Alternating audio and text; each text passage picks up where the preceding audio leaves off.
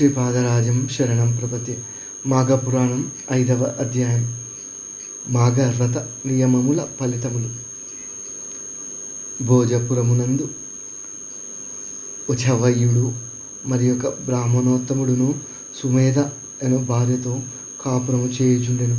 కొన్ని దినములుగా సుమేధ గర్భము ధరించి శుభలగ్నమునందు ఒక కన్యామునినే కనియెను. ఉచద్వయుడు ఆ పుత్రికకు సువృతి అను నామకరణం గావించి అనురాగంబున పెంచుకొనుచుండ ఆమెకు యుక్త వయసు వచ్చినది.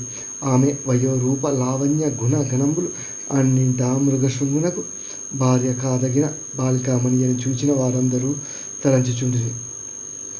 ఉచద్వయ కౌసుకులను వియ్యం పరస్పర అనురాగబద్ధులై ఉండిరి. సువృతి యోగ దినంబున తన చెల్లులైన గుణవతి, రూపవతి, విద్యావతి అను వారలతో నదీ స్నానముకు వెళ్ళుచుండ మార్గమధ్యమున యొక్క మదించిన ఏనుగు వారిని వెంబడించుటచే నలుగురును పరుగిడిపోయి పాడుబడిన బావిలో పడి మరణించిరి. ఆ వార్త విని వారి తల్లిదండ్రులు ఆ బావి కడకు పోయి కూతురుల శవములను వెలికి దీయించి దుఃఖించుచుండ నదికి స్నానముకు పోవుచున్న మృగశృంగుడు వారలను సమీపించి, అయ్యలారా, ఎంతకాలమునకు అయినను నేను తిరిగి వచ్చు పర్యంతము వీరిని దహన క్రియలు చేయక జాగ్రత్తగా ఉంచుడు అని చెప్పి కావేరి నదిలో స్నానం చేసి యముని గూర్చి తదేక నిష్ఠతో ప్రార్థించుచుండెను. సువృతాదుల వెంబడించి మదకరి ఇంద్రము విచ్చలవిడిగా తిరుగుచూ వచ్చి తొండముతో మృగశృంగుని కొట్టునంత నది యొక్క మనిషాకృతి దాల్చి బాలుడను చూచి, ఎవరు నువ్వు?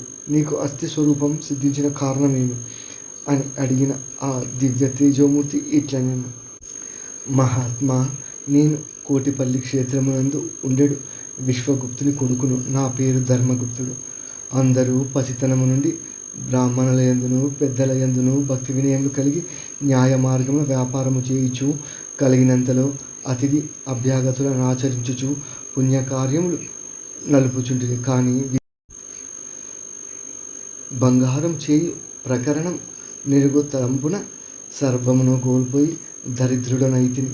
నా కుటుంబములోని వారును దురాచారులు అగుటచే నా పురాధీశ్వరుండు యమరాజ్యమును వెడలనంపెను.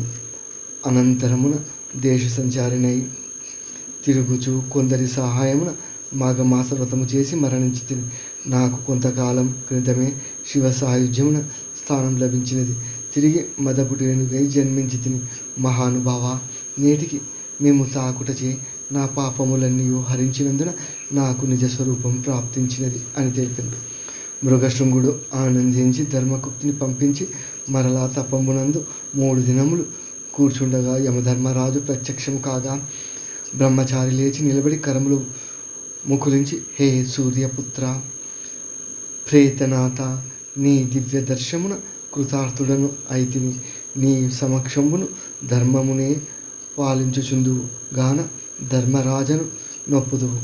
పాపులకు రక్తనయనంబుల తోడను నల్లని శరీరముల తోడను భయంకరంగా గోచరించుచుండును. వేదస్వరూపుడైన వైవస్వత, ధర్మమును పాలించుటకు నీవే కర్తవు. నీ వలన భక్తాదులు చరితార్థులగుదరని కొనియాడెను. అప్పలుకుల ఆనందించిన దక్షిణ లోకేశ్వరుడు ఆనందించి, కౌశక కుమార, నీ వనరించిన స్తవమునకు ఆనందమునిచ్చినది. నీకి ఏ వరం కావలగినో కోరుకొను అనగా మృగశృంగుడు, దేవా, సర్వజ్ఞులకు తమకేమి తెలియకున్నది నేను అడుగుదును. ప్రమాదవశమున బావిలో పడి చనిపోయిన కన్యల నలుగురను బ్రతికింపుము అని వేడుకొనగా ప్రేతనాథుడు అటులైనని మరియు వానికి అనేకములైన శుభప్రదములకు వరములు ప్రసాదించి కనికరించాను.